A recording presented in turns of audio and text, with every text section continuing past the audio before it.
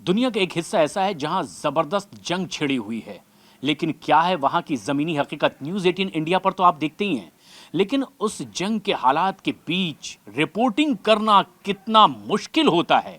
हमारे सहयोगी रिफत अब्दुल्ला इस वक्त हमारे साथ उस मैदान जंग से सीधे न्यूज़ रूम में पहुंच चुके हैं। रिफत, सबसे पहले तो मुबारकबाद कि बहुत ज़बरदस्त जांबाजी से आपने एक योद्धा की तरह वहां मैदान में रिपोर्टिंग की है, जान जोखिम में डालकर, क्योंकि दाएं बाएं बम्बार्डिंग हो रही है, रॉकेट बरसाए जा रहे हैं, लोग निशाने पर हैं, यहां रिपोर्टिंग आप करके पहुंचे हैं। जो सबसे खास बात आपने देखी है लेबनान में, वो क्या नजर आई आपको? देखिए, मैं आपको बता दूं कि मैं ये समझता हूं कि किसी भी वार जोन में रिपोर्टिंग करना कोई बहुत मुश्किल काम नहीं है, लेकिन जिंदा वापस आना सबसे बड़ी कामयाबी है।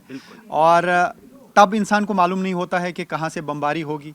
और ख़ास तौर से मैं ये कहूँगा कि बाकी जगहों के मुकाबले में लेबनान में सिचुएशन बिल्कुल डिफ़िकल्ट है। वहाँ पे कोई एयर डिफेंस सिस्टम नहीं है, वहाँ पे कोई आयरन डोम नहीं है। अगर आप इसराइल में वार कवर करते हैं, वहाँ एक सायरन मिलती है, आपको पता चलता है कि अभी स्ट्राइक हो सकती है। और साथ ही वहाँ पे बंकर हैं, अंडरग्राउंड बंकर हैं। लेबनान में ऐसा कुछ भी नहीं है। लेबनान में जब भी इसराइली फोर्सेस चाहते हैं वो बमबारी करते हैं, जहाँ पर भी चाहते हैं एयर स्ट्राइक करते हैं। किसी गाड़ी पे कोई बमबारी करने एकदम से कर लेते हैं, यानी ओपन फील्ड है। आप कहीं पे रिपोर्टिंग कर रहे हैं, ऊपर से स्ट्राइक हो सकती है। So there is no guarantee to life. ये सबसे बड़ा चैलेंज वहाँ पे था। जब मैं वहाँ पे पहुँचा, मिडल ईस्ट के बारे में दूसरी अंडरस्टैंडिंग थी। जब मैं ग्राउंड जीरो पे पहुँचा, एक अलग अंडरस्टैंडिंग हुई। समझ आया कि हो क्या रहा है और हो क्यों रहा है। लेकिन अभी तक जो कुछ मैं समझ पाया कि इस्राएली फोर्सेस ये चाहते हैं कि साउथ लेबनान को पूरी तरह से बर्बाद किया जाए, और साउथ लेबनान ऑलमोस्ट बिल्कुल तबाह कर दिया गया है। नबाती का एक एरिया है जहाँ पे आपने सुना होगा कि मेयर भी वहाँ पे मारे गए एयर स्ट्राइक में। और पहले तो खाली मार्केट तबाह कर दिया गया था, उसके बाद एक के बाद एक स्ट्राइक्स हो रही हैं। देखिए, यहाँ बैठ के आम आदमी को लगता है कि एक धमाका हो गया, धुआं ऊपर आ रहा है, तो एक पर्टिकुलर स्पॉट पे एयर स्ट्राइक हुई होगी। लेकिन वहाँ पे मैं ये जानता हूँ कि कितने बड़े एरिया को तबाह किया जाता है। मैं समझता हूँ कि शायद मैं कुछ ही ऐसे रिपोर्टर्स में एक था जो उन स्पॉट्स पे पहुँचता था, और उसके बाद रियल ग्राउंड जीरो रिपोर्टिंग जो है वो मैं करता था, और दर्शक वो लगातार देख रहे थे। उन बिल्डिंग्स के अंदर में गया जहाँ बिल्कुल बू आ रही थी बारूद की, और जो बिल्कुल खंडर बन चुके थे। और मैं वो स्पॉट भी दिखा रहा था कि कहाँ से रॉकेट गिरा है, कहाँ से मिसाइल गिरा है। तो जान का जोखम तो था ही, लेकिन वैसे भी वहाँ पे ज़िंदगी की कोई गारंटी नहीं थी। आप चाहे इस खंडर में जाते या रास्ते पे चलते, किसी को नहीं पता होता है कि किस एरिया में कब बमबारी होगी। कुछ एरियाज़ को छोड़ के जो मैं सेफ नहीं मानता हूँ, लेकिन ये है कि समझा जा रहा है कि शायद वहाँ पे बम्बार्डमेंट नहीं होगी। लेकिन मैं रोज़ साउथ जाता था। नबाती का एरिया, टेयर का एरिया, बीका वैली का एरिया, उसके अलावा सैदून का एरिया, या इवन बेरोत के आउटस्कर्ट्स में दहिया का एरिया है, जहाँ पर हिजबुल्लाह के चीफ सैयद हसन नसरुल्लाह को टारगेट किया गया, या बहुत सारे कमांडर्स जो हैं उनको निशाना बनाया गया। वहाँ पे तो इंसान अंदर जाते ही दहल जाता है। इस तरीके से दहलाया गया है उस एरिया को, हर तरफ से धुआं ही धुआं। जब मैं गया तो दूर से एरिया दिखता था, मान लीजिए कि 20 किलोमीटर का एरिया दूर से दिखता था। और जब मैं वापस आया, जब नज़र डालते थे, 1-1.5 किलोमीटर के बाद विजिबिलिटी नहीं दिखती थी, इतना धुआं ही धुआं है। यानी हर रोज़ 200 एयर स्ट्राइक्स, 150, 300, 400, कोई काउंट नहीं है कितनी एयर स्ट्राइक्स होती हैं। और ये एक सबसे खौफनाक बात भी है कि लोगों को नहीं पता कि अगले पल उनकी जिंदगी का क्या होगा। क्या वो इस निशाने पर तो नहीं आ जाएंगे, चाहे अनचाहे? लेकिन रिफत, एक सबसे खास बात है, लोगों का काम धाम वहां तो सब चौपट हो गया होगा, क्योंकि जंग तो वहां जिंदगी बचाने की चल रही होगी। लोगों की आंखें पथरा चुकी होगी, क्योंकि दाएं बाएं वो इतनी मौतें देख चुके हैं। क्या ऐसा कोई एनकाउंटर ऐसी फैमिली से या किसी शख्स से आपका, जो आपको लगा कि जिंदगी में शायद ऐसा तजुर्बा और किसी को नहीं होना चाहिए, इंसानियत के नाते? देखिए, मैं एक जगह पे, इसका नाम, एरिया का नाम है बस्ता। बस्ता में गया, वहाँ पे तकरीबन 10-20 घर तबाह हो गए थे। अचानक से मैंने देखा कि 5-6 लड़के जो है वो एक साथ में आ गए, 6-7। तो मैंने एक से पूछा, हालांकि उनको अंग्रेज़ी ज़्यादा नहीं आती है, तो अरबी में बात समझते हैं या ट्रांसलेटर से बुलवाना पड़ता है। लेकिन जब मैंने इससे बात की तो वो अंग्रेज़ी समझता था। तो फिर मैंने जब बात की, मैंने कहा आई एम एक्सट्रीमली, पहले उन्होंने मुझे बता दिया, कहा कि मैं यहाँ पे सिर्फ फ़ोन ढूंढने आया हूँ, क्योंकि इसी घर में उसकी माँ की मौत हुई, जो घर बर्बाद हुआ था। वो खुद बच गया था, लेकिन फ़ोन उसका वहाँ गिर गया था। यानी वो इसलिए उस मलबे से कोई बेशकीमती सामान नहीं ढूंढ रहा था, और सिर्फ फोन ढूंढ रहा था। फ़ोन क्यों ढूंढ रहा था, ये इंपॉर्टेंट है। हाँ। कहा कि फ़ोन में कुछ आखिरी मैसेजेस माँ की हैं और कुछ वीडियोस और फोटोग्राफ्स हैं, बाकी मुझे कुछ नहीं चाहिए, जो बर्बाद हुआ हुआ, लेकिन वो फ़ोन इसलिए ज़रूरी है क्योंकि माँ की मैसेज उसमें है जो मैं निकालना चाहता हूँ। तो वो भी दर्शकों ने देखा होगा, और उसमें भी उन्होंने लास्ट पे कहा अल्हम्दुलिल्लाह, मतलब चलो उसको वो मारी गई, फिर से मंजूर कर चुके हैं वो कि एब्सोल्युटली। उनमें वो रोते नहीं है, वो दे आर नॉट क्राइंग, उनकी आंखों में आंसू हैं ही नहीं। वो ये सोचते हैं, या तो कहते हैं अल्लाह अकबर, या कहते हैं अल्हम्दुलिल्लाह, यानी शुक्र ऊपर वाले का, शुक्र अल्लाह का। This is how they live. मतलब हमारी सोच से बाहर है। मैंने कभी सोचा नहीं होता पहले कि एक ऐसी माँ जिसकी 2 बेटियां और 1 बेटा मरा है, और जब वो वहां पे खड़ी हैं, उसके इर्द गिर्द कोई नहीं है उसको कंडोल करने के लिए या उसको समझाने के लिए, क्योंकि वो खुद ही इतनी स्ट्रांग है कि वो रोती ही नहीं है। उसने ये सोचा है कि ऊपर वाले ने दिया, ले भी लिया, आगे देखते हैं। यानी फिर से वो जिंदगी कहीं पे भी शुरुआत करेंगे उसकी। या तो दर्द अंदर है, देखिए, या तो वो ये दर्द सह चुके हैं और ये रियलाइजेशन उनकी है कि ये तो होना है, अब इसे रोने से क्या होगा। लेकिन जो हम यहाँ पे देखते हैं, हमारी सोसाइटी में देखते हैं, कोई अगर मरता है, एकदम से मोहल्ले वाले आते हैं, दूर दूर से रिश्तेदार आते हैं, एक साथ में औरतें रोती हैं। वहाँ ऐसा मुझे कुछ नहीं दिखा, जबकि सैकड़ों वहाँ पे मौतें हुई, हज़ारों की तादाद में लोग घायल हुए, और जो उनकी जमा पूंजी थी, 10-10 मंजिला मकान, 8-8 मंजिला मकान, बड़े बड़े फ्लैट्स, सब का सब बिल्कुल मिट्टी में मिला दिया गया।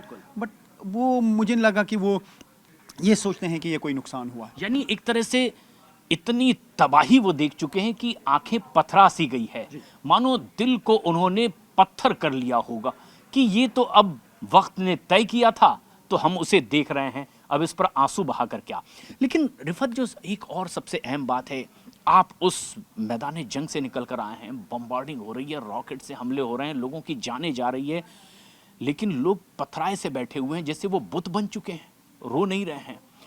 क्या ऐसे में हालात वहां ये हो चुके हैं कि लोग चाहते हैं कि अब किसी भी सूरत में ये जंग रुक जाए, नफा नुकसान किसी का भी हो, या फिर अभी भी लोगों में कुछ ऐसा जज्बा है अपने अपने इलाके के लिए कि वो चाहते हैं कि वो भी कुछ कंट्रीब्यूट करेंगे इस जंग में? देखिए, मैं आपको बता दूं कि जो 4 हफ्ते तक दर्शकों ने देखी कवरेज, सबने देखा कि किस तरीके से न्यूज़ 18 इंडिया की टीम रियल ग्राउंड जीरो जिसको कहते हैं ना। एक हो गया कि मैंने ये भी दिखाया कि काफ़ी सारी चैनल्स ऐसी हैं जो इंटरनेशनल चैनल्स भी हैं, माउंटेन्स पे बैठे हुए हैं, 24 घंटा कैमरा ऑन रखते हैं, जब कोई एक्शन होती है तो उसमें बोलना शुरू कर देते हैं या जूम इन करके दिखाते हैं। ग्राउंड पे जाके वहाँ समझना बहुत ज़रूरी होता है कि वहाँ हुआ क्या है इस बारूद से। यकीन मानिए, मुझे इस वक्त भी ऐसा लगता है कि चेस्ट में दर्द सा है, क्योंकि बारूद की बू लगातार आती थी। हालांकि हमारे जो वीडियोस जाते थे सोशल मीडिया पे भी न्यूज़ 18 के, तो उस पर काफ़ी सारे एक्सपर्ट्स ये लिखते थे कि वो जो वहाँ से बारूद की बू आती है तो इससे लंग्स में डिजीज़ होने का खतरा रहता है। लेकिन चूंकि जुनून था लोगों को सच दिखाने का, ग्राउंड ज़ीरो रिपोर्टिंग करने का, तो मैं कोशिश करता था वो दिखाने की। लेकिन जिस तरीके से आपने कहा कि लोगों में क्या अंडरस्टैंडिंग है, देखिए, लोग ये समझते हैं कि ये होना है, लोगों में डर नहीं है, लेकिन अगर उनसे हो पाता है कहीं पे कि जान बचेगी तो निकल रहे हैं। यही वजह है कि 15 से 16 लाख लोग अभी तक डिस्प्लेस हुए हैं। बिल्कुल। तकरीबन 13,000 लोग जो हैं वो घायल हुए हैं, जिसमें बहुत ज़्यादा गंभीर रूप से घायल हुए हैं, और साथ ही अभी तक जो डेथ टोल है वो 2800 तो कल ही क्रॉस कर गया था, लेकिन काफ़ी लाशें अभी भी मलबे के नीचे हैं। जब 20 मंजिला बिल्डिंग जो है वो नीचे गिर जाती है वॉर जोन में,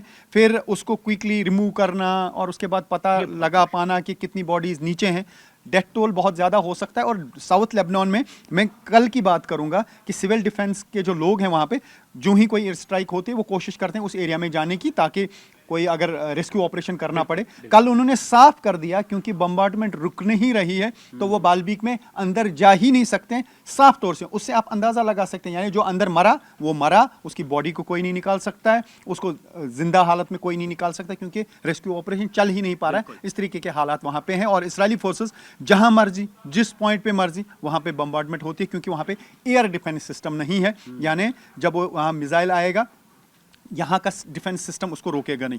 अगर लेबनान की तरफ से या हिजबुल्लाह की तरफ से कोई स्ट्राइक की जाती है इसराइल पे, या जिस तरीके से ईरान ने इसराइल पे अटैक किया या इसराइल ने ईरान पे अटैक किया, दोनों जगहों पे एयर डिफेंस सिस्टम है, यानी वो इंटरसेप्ट करते हैं, उनका मिसाइल उस मिसाइल को इंटरसेप्ट करता है और वो आसमान में ही फट जाता है और कोई नुकसान नहीं हो जाता है।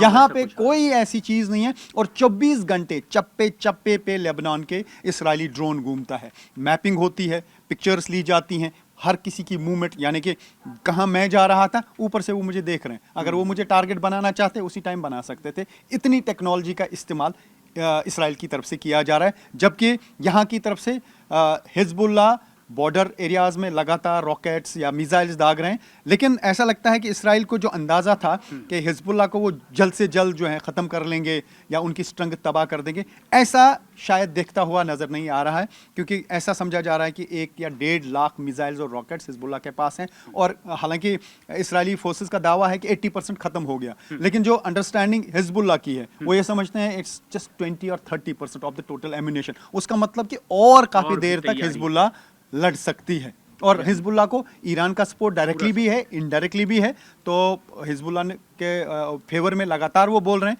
और जो नया कमांडर उन्होंने बिल्कुल चुना है, अब ये देखना होगा, उन्होंने तो साफ कर दिया है कि तब तक वो सीज फायर नहीं करेंगे जब तक उनके शराइत जो हैं वो नहीं माने जाएंगे। तो वो कब तक होगा, लेकिन दूसरी तरफ से ऐसा लग रहा है कि टोटल ऑफेंसिव है इसराइली फोर्सेस, इंटेंसिफाई किया गया है अटैक्स को, और वो ये चाहते हैं कि जहां जहां पे भी हिजबुल्लाह का इंफ्रास्ट्रक्चर रहा है, एम्यूनेशन डिपोज रहे हैं, हिजबुल्लाह के लोग रहे हैं, उनसे एफिलेटेड लोग रहे हैं, उनका कहीं पे माली मदद मिलती थी। कर्जल हसन एक बैंक है और हो सकता है कि हिजबुल्लाह की उसके साथ कोई एफिलेशन रही हो। एक ही रात में 11 सेंटर्स उड़ा दिए गए और इतना प्रिसिशन था, जिस फ्लोर में बैंक था उसमें तबाह कर दिया गया उसको। तो ये इस तरह से एक के बाद एक निशाना साधा जा रहा है हिजबुल्लाह को नेस्तनाबूद करने का, लेकिन रिफत उसी मैदान से वापस लौटे हैं और वो बता रहे हैं कि फिलहाल ये जंग रुकती नहीं दिखाई दे रही है। देखना है कि किस तरह का मंजर और ज़माने के सामने आएगा। फिलहाल इस बेहतरीन रिपोर्टिंग के लिए बहुत बहुत शुक्रिया आपका, और दुनिया के सामने वो तस्वीरें भी रिफत पहुंचाते रहे। न्यूज़ 18 इंडिया पर जंग से जुड़ी ये तमाम अपडेट्स जानने के लिए आप भी बने रहें हमारे साथ। कमेंट्स करके ज़रूर बताएं रिफत का ये एक्सपीरियंस आपको कैसा लगा है, क्या आप इस पर रिएक्ट करना चाहते हैं।